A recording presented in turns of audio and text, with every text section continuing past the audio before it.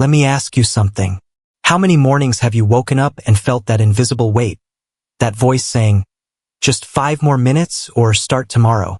That's resistance. And if you don't know how to handle it, it will completely control your life. Today, I want to give you the tools, not just inspiration, but the practical methods to push through resistance and own your day. This isn't about hype. This is about learning how your brain functions, how habits are created, and how to turn tiny steps into massive forward motion. Let's get into it. Resistance is normal. That uncomfortable, unseen force you feel every time you're about to start something important. That is resistance. It appears the moment you decide to make a change, chase a goal, or do something that tests your limits. And it's universal. Every single person feels it. The difference between those who succeed and those who remain stuck isn't that one group feels resistance and the other doesn't. It's that the successful ones expect it and know how to deal with it. Here's what most people misunderstand. They think resistance is a sign that something is wrong.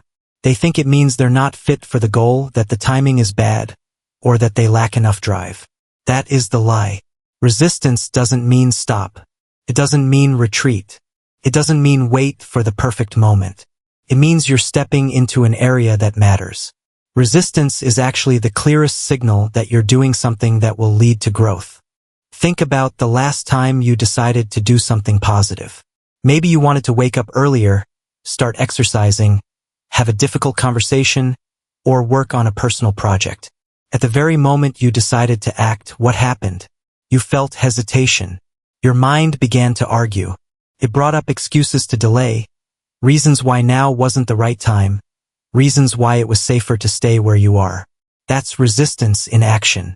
And it's not a personal attack. It's not a flaw in your character. It's biology.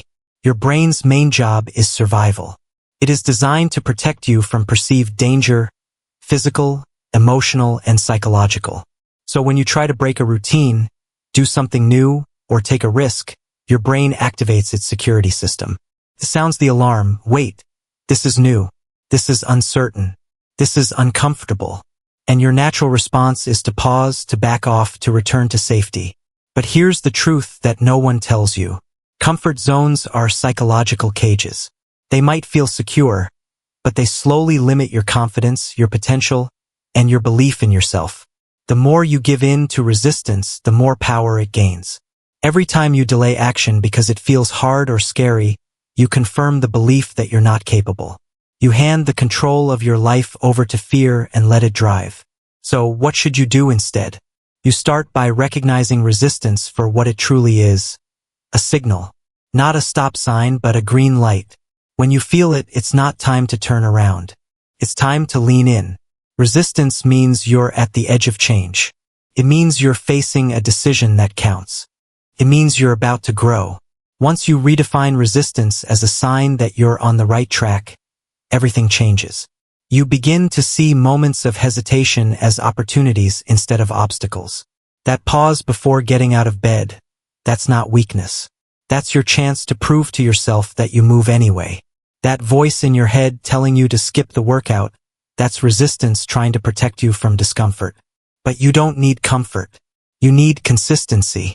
That anxiety about launching your idea or putting yourself out there, that's resistance doing its job.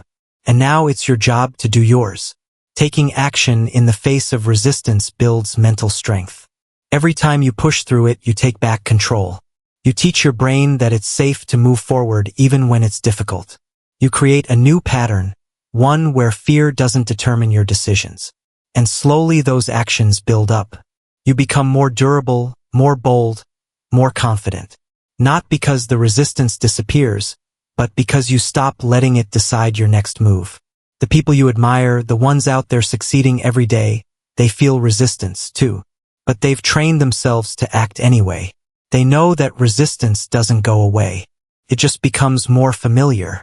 It becomes part of the process.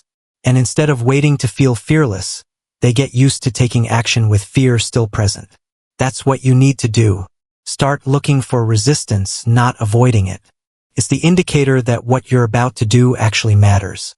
It's your personal GPS telling you, this is the way.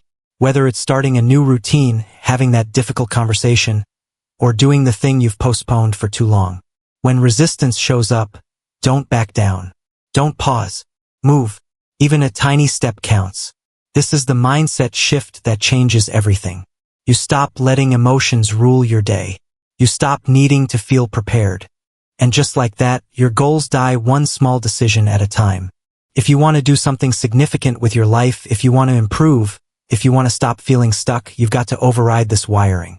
You have to expect resistance. You have to anticipate the pushback because it's coming. It always does. The people who succeed aren't stronger, smarter, or more driven than you. They're just better at beating their own brains. This is where mental training comes in. You start by catching that resistance in the act. Notice when it shows up. It might sound like, "I'll do it later." It might hide as, "Let me just check my phone first." It might pretend to be logical. "I need to think it through a little more." But make no mistake. It's the same pattern, your brain trying to keep you where you are. Once you catch it, you act. Not later. Now, you move your body. You stand up.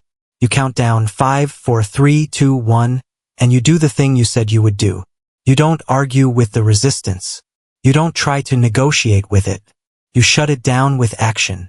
Because here's the truth most people never learn. Your feelings are not facts. Just because you feel tired doesn't mean you shouldn't move. Just because you feel afraid doesn't mean you're not capable. Just because you don't feel like it doesn't mean you shouldn't do it. In fact, it's usually the opposite. The moment you feel that resistance, that's the moment you must act. That's the moment that determines everything. Think about how many opportunities you've missed because you listened to that voice. How many times have you talked yourself out of doing something you knew would advance your life? It doesn't take many. A few days of hesitation and you lose steam. A few weeks of waiting for the right time and the opportunity is gone. A few years of fear-based decisions and you wake up one day with regret instead of results. This is not about blame. This is about power. That feeling almost never comes when you need it.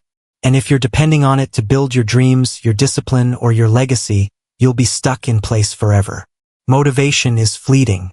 It's unreliable. It's emotional. And emotions, as strong as they are constantly changing. One tough talk, one bad night of sleep, one negative comment from someone who doesn't even matter, and poof, your motivation vanishes. But momentum, that's different. Momentum doesn't depend on how you feel. Momentum builds from movement. It starts with action. Even the tiniest action can shift your energy. You don't need to feel like doing it. You just need to begin doing it. Think about it. The hardest part of going to the gym isn't the workout. It's putting on your shoes and walking out the door. The hardest part of writing isn't creating the perfect sentence. It's opening the laptop and typing the first word. And the hardest part of getting out of bed in the morning isn't the getting up. It's the hesitation before your feet hit the floor.